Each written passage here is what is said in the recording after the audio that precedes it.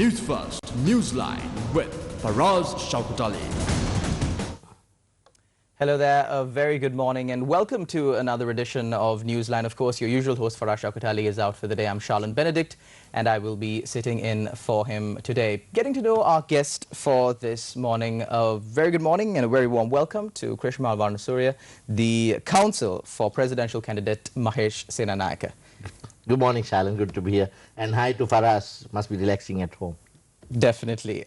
Getting right to the point, Mr. Varnasuriya, the presidential election is just a few weeks in. And one thing that I really noticed was the fact that presidential candidate Mahesh Senanayake had to come out a number of times before the media and confirm to the media that he is in this presidential race until the very end.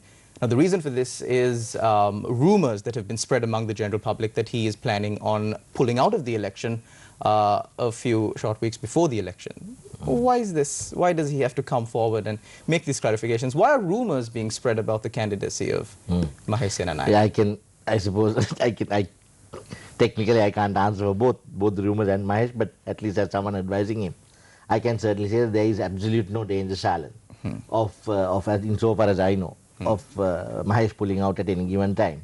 But what you say is absolutely correct. There have been almost every 2-3 days, General Senanayake having to answer this question of, I am continuing and I'm serious. Now that to me shows that the research that we've been getting is somewhat accurate. See, in some areas, now people speak of, say, two big sort of candidates who are being considered for the president. Then people also talk, if you look at media time given, there are two chunks that are given, 12 minutes, 30 minutes to one and another 10, 15 minutes to another.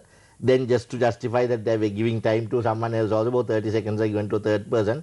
Now people like Mahesh and the alternate that I represent, hardly given time. I haven't seen a lot of prime time, air time given, except in your station. At least you all do justice to a person like Mahesh, at least by airing at least major events, like when we presented our policy. But coming back to my earlier point, so the media moguls, I speak of particularly two private stations, not you, who appear to portray to the public of Sri Lanka that there are only two candidates running this election. And then the big corporates. And the assume money, that one candidate is going to win. Assuming. And the big money behind it, the corporates, they seem to be flogging this almost ad nauseum on people. But the research that we are getting is that people are not hoodwinked by that old-fashioned electioneering anymore, by showing hundreds of thousands of heads near stages where you give them a quarter bottle of arak, I believe, and some rice packet to come there, and they're trying to hoodwink the people and show, well, these are the numbers we have. The research we are getting is that we are actually in some places, we are the third choice. If taking the first and second out, some places we are getting information that particularly urban areas, that we are in fact even over and above the other third choice that I mentioned. I don't want to go into names because of past history and all that. But some people are actually considering the alternate. So it may be that when you say people are trying to create false rumors that Mahesh is withdrawing, I think that's a fear.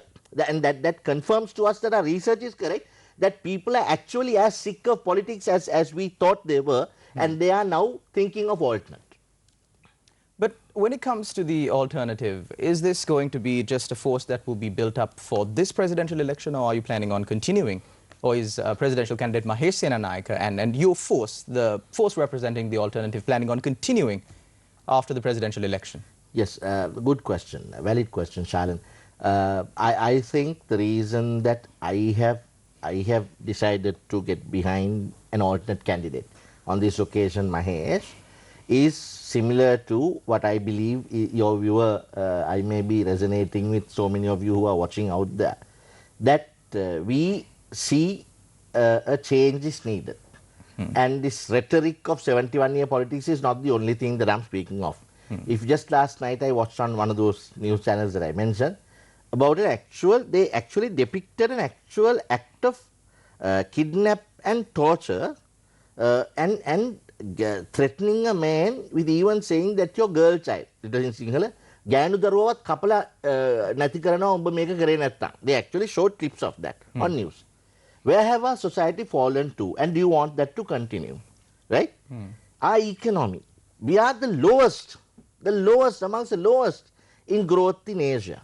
Right? We're only second to Afghanistan. Only second to Afghanistan, and you know what a comparison, right? and then I mean I made a few notes. Our institutions, there is a massive deterioration of even our institutions, the three institutions of government, whether it's the legislative, the executive, or judicial. People don't trust them anymore, right? Now, do you want this to continue? Because I see a major concomitant factor, a major contributor to this massive rapid deterioration, Shalan, directly or indirectly, is politics. Because we have built up a system of political patronage. If you don't pay lip service to some political ally, including some of our dear friends who are in school with us, I'm speaking to those friends who meet us at cocktails and all that, say, Matang, you know, you must do a change, make a difference. They are also, some of them are to blame because the big money is behind big politics. You know why? Because they don't believe that through institutions we can get something done. But if we curry favor particularly during this time, an election time with one of the big wigs or someone closely associated to a big wig, then we can do our business, we can make big money, and then we will have that entire chunk of the benefit of the economy that doesn't have to filter down. So I am asking you, the viewer, do you want to continue to pay political patronage and bribe these fellows and be yes sir, no sir, 3 bags full sir to them and continue to do that? Or do you want to change the system? And that change doesn't end with this presidential election. To me, this is just a start. To me, this backing of this alternate candidate is a start because we need to go, and I can see the forces aligning themselves now, Shalan. I wouldn't be surprised if closer to the presidential election, many of these alternates got together and said, going beyond November 16th, we are running for February, March together, and we will give an alternate option to the people like Macron and France. Right. But, you know, just, you know, going through social media these days, there's this post that circulates that really caught my eye. They said, you know, let's elect both camps of the main parties. They say, let's elect one of these candidates president first, and then let's focus on cleaning up the parliament. How? My question is how? I'll answer that question. Frankly, I must be fair. I mean, critique must be fair. Frankly, both Mr. Premadas and Mr. Rajapaksa, I mean Mr. Gotabaya Rajapaksa, who are candidates in the so-called mainstream parties, are first-timers, no. They haven't held state power before. Now, that's the argument that they're saying. So, let's try one of them. A new candidate.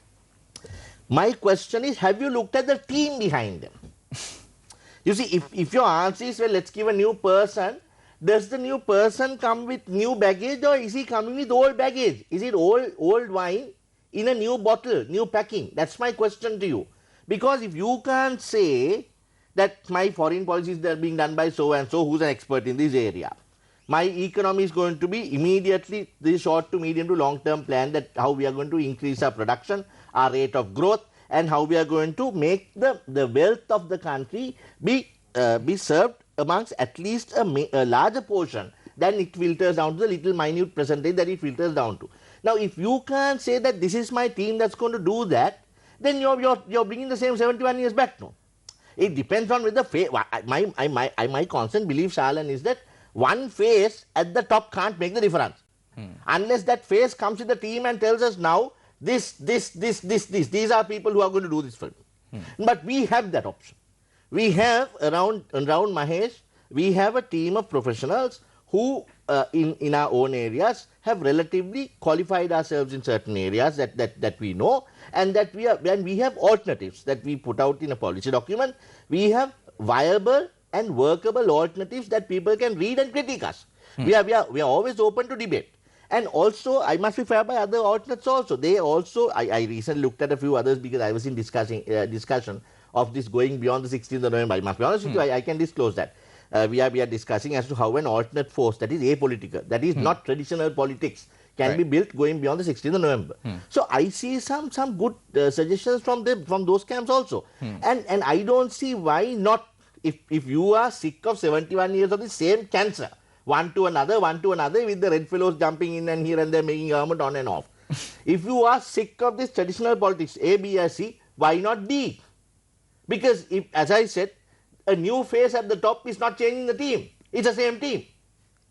But there is always this question of trust that the people have. They say people are sick of politics, but they seem to be trusting the same old politicians. Because of what I said. Because of what I said. The money. The big money, unfortunately the big media, is also dependent upon politics. So 5 years we can, you see that now Freud says no, in a man's life or even a woman's, there is a when you're young, you want to show your physical prowess. Right. How fit you are, like you are. How I can take on 10 people on a backyard. Then when you come to middle ages like us, you want professional. No, reputation come last. Professional. I mean, you want to overpower and flex your degrees. Yeah, and sex has something to do with it. Okay. They say in middle ages, it's a sexual attraction. You want to see how sexually attractive you are. Then when you come to the latter stages, you want recognition. Okay. You thrive on recognition. Now, to get all of this, politicians who thrive on that being in the limelight, they do that. Then they also don't realize that there is a business community, a corporate community behind them who may not want to be on TV like you and me. They want, but they want big money.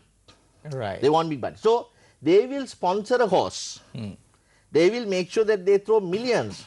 Tell me, in either of these so-called three camps, talking of funding, how do they afford? I'm asking your viewer to figure out, how do they afford these massive rallies? Hundreds of thousands of people. The LCD displays going behind them, lights this way, lights that way, and how do they finance it? They don't finance it. They have financiers for this. Is any of that being disclosed? And then do you want to fall to the same trap again for another 5 years? I'm telling you, there were sometimes, I'm not ashamed to say it, we couldn't afford giving a cup of tea at certain meetings when we were coming up to of putting a candidature together. You know, we couldn't afford that. But we still, the few of us who wanted to fight the good fight, we wanted to somehow make it a thing that people can reckon with. And that is why we are here. We can't compete with that. I am very thankful to your station for even giving this little time for us. Because we can't compete with the big media moguls, the corporate sector, the financiers, everyone who's in this game to make sure that the same corrupt political system continues. And I'm asking your viewer to change that.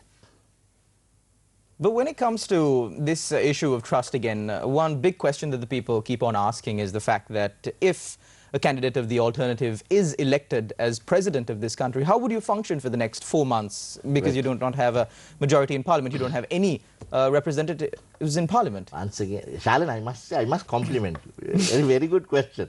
I made a few notes before coming here. Now, we are, I think, underestimating an executive president's power in this country. Now, lots of people say, if an alternate man is, let's say, Mahesh is elected president, how is he going to run until the next general election?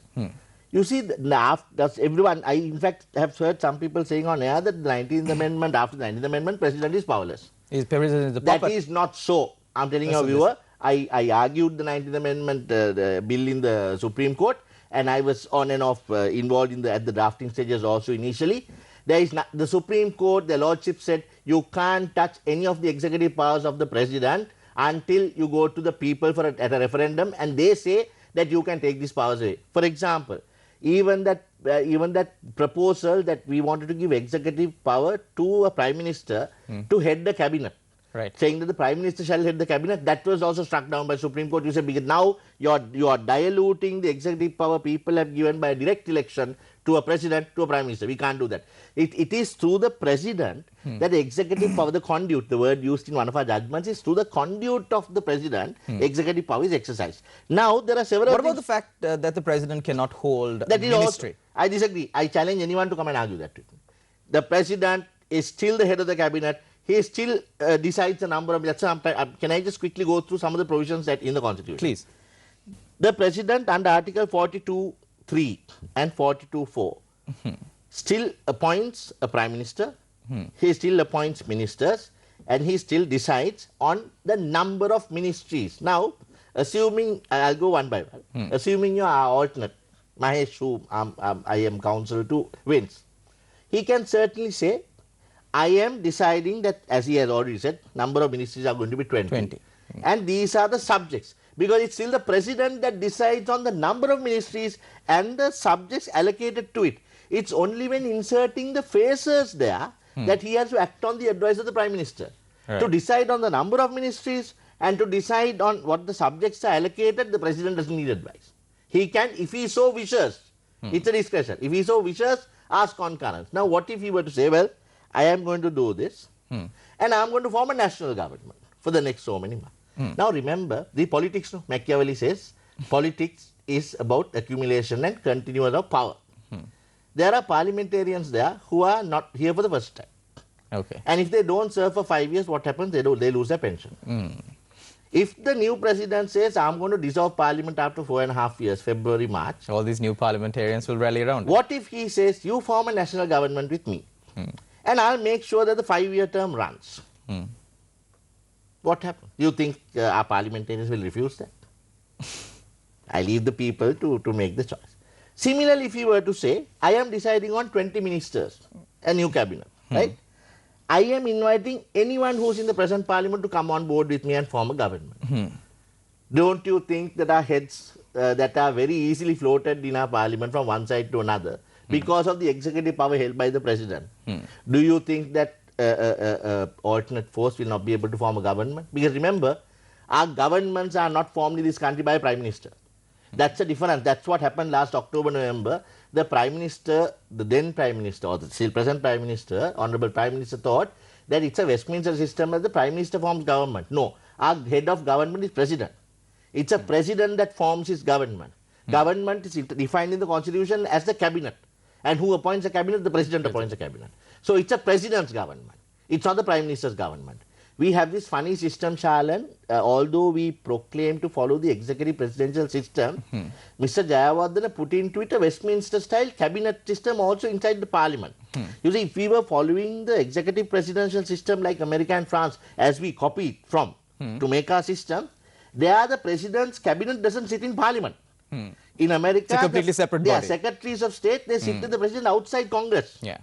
Similarly, in France, the president's ministers can't come to parliament. Here we have put the executive branch, cabinet inside the legislative branch.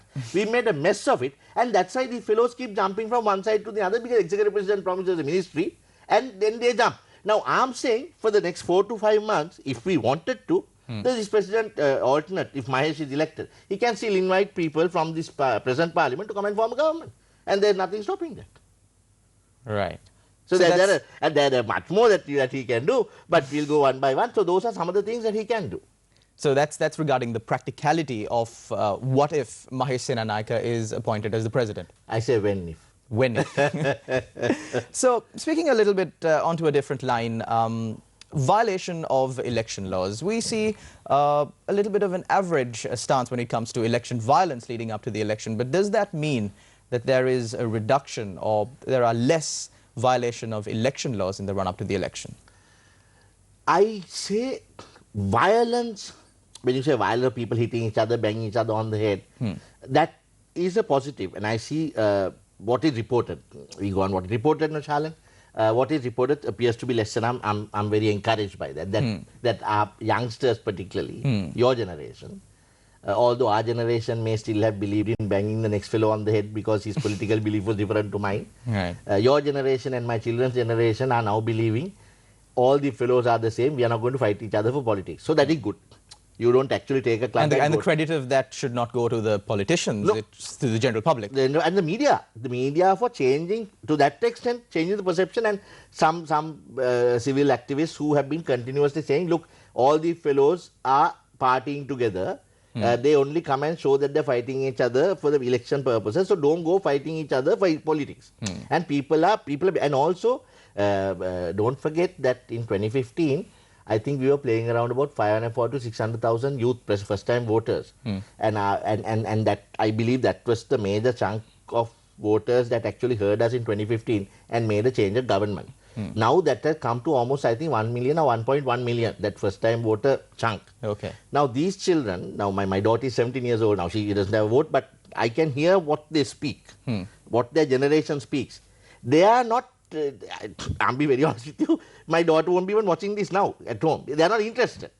They are only interested in viable alternatives that they can see, feel, touch, tuck at a press of a button on the phone. So they are not hoodwinked by the numbers of thousands at stages and rallies and all that to decide on whom to vote for. Now, I am actually expecting that chunk, the large chunk of that voter and the floating vote of our generation who actually look at a policy of a day, an alternative of a day and cast a vote rather than thinking green, blue or red traditionally because my grandfather was in the party. I am expecting them to change numbers this time, Shalan, because the violence part has gone. The violence part of actually hitting each other is gone. But don't forget that maneuvering, election laws are also, you see, there, if you look at the Presidential Elections Act or any Elections Act, there is clear prohibition of trying to hoodwink your vote, trying to change the franchise of the voter, absolute sovereign power. What are all the media stations doing? What are all the print media doing? What are these big bold headlines of media moguls who have come on board with one of the major candidates doing? They are trying to actually change the mentality of a voter. But I am telling you that's failing this time. That's failing because the larger chunk of that youth vote are not hoodwinked, and there is a large percentage of floating vote out there who looked at issues of the day and who are now trying to think, I say, we might just think of making a change this time and giving a message. That's what I mean by that, giving a message to the bigger parties or the traditional parties. We are not interested in your nonsense politics anymore. Because that will lead us to a situation where if no candidate gets 50%, there are several things that can happen. Exactly. That's a lead up to the next question. There is this issue regarding a candidate not getting 50%. And Professor Ratnajeevan Hulu is a member of the Elections Commission the day before yesterday came out and said that it's his belief that no candidate would get 50% this time, and he requested the general public to opt for a second preference. How do you do this, the general public? Because there can be, if you vote wrong, if you put the wrong symbol on the ballot paper, your vote is invalid. So just to educate our general public on how exactly this works out. No, I would actually advise everyone to use their three preferences because that's your franchise. And that we only get this once in so many years. Unfortunately, in this country, all elections are held separately. No, ideally they should have been held together, right? And we avoid all this cost. But that's a different topic. If the election law is very clear, now some people are now interpreting this to say, even if you don't get 50%, you can still be president. Now, I disagree with that. I'm willing to, and if it goes to Supreme Court, I'm definitely going to run there and argue this point. Now, Section 56 is very clear, the wording of the Presidential Elections Act. It says the one who garners absolute majority, and 56(2) says more than one half of the votes polled. Now, what is more than one half? 50% more than plus 50%. Wording is that, so you have to get 50% or more. Now, what they are trying to go on is there is a slight dichotomy, I agree. When you go to the counting of preferences at Section 57 and 57, at Section 61, they say if no one has got, on the first count, no one has got that one half, 50%, then you go on to count the second and third preferences, that is added to, the wording is after adding to those counted at under Section 55, which remaining of the two candidates have got the majority of votes so counted. Now, the word using majority of votes so counted. One half is not used there. But my simple argument is, now you know as a young law student, you don't legislate in vain. There is a principle in interpretation of statutes that one doesn't legislate in vain. Neither can one subsection of a guiding section be completely in contrast to the principal section. You can't interpret a section in isolation. In isolation. So when Section 56 says absolute majority more than one half, you can't say, well, after counting second and third preference, it's only a majority. You can't. That would be a ridiculous interpretation if someone tries it. So my argument is, if the viewer out there gives a message this time saying we are not interested in you and doesn't give 50% to either of the so-called candidates, then we end up with the choice of who's going to be president. And if your choices are cast in favor of alternates and not the major candidates, then we might actually end up in court trying to figure out who our next president is. And remember, it's in November. December courts go on vacation. Then we come to January, and in February the new president can dissolve parliament if he wants after 4.5 years and go to general election. And that's the time that you can show the power of getting some good people who are not professional politicians, who don't live on politics, who don't derive their salary on politics for their wife to go shopping also, people who don't have to go to parliament to travel abroad or go in a good vehicle, to get some good people in there and try to somehow, at least after 71 years, leave this country a bit better for our children. Another argument that these career politicians, as we so call them, bring up is the need for stability in Sri Lanka. They say if neither party gets 50%, then there is another problem. Again, we'll have to go to courts and we will have to do a repeat of what happened at the end of 2018. Would this be healthy for Sri Lanka? But is going to court that bad? What happened in going to court? I actually think that it was our judicial system. Ultimately, I have my own critique about the system of government I belong to. I belong to the third, you will also very soon.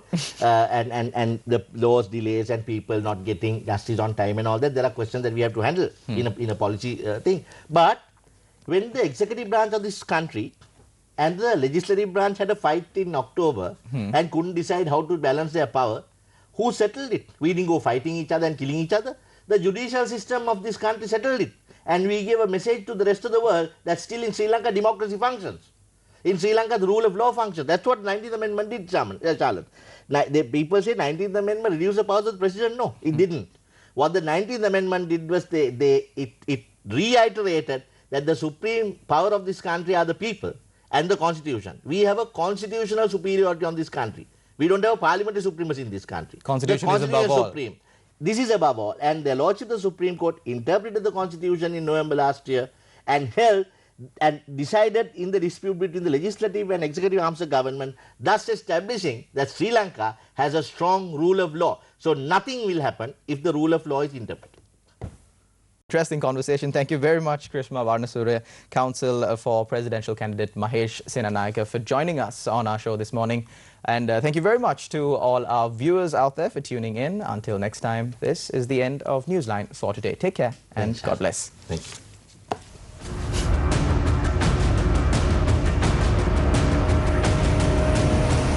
News First, Newsline with Faraz Shaukat Ali.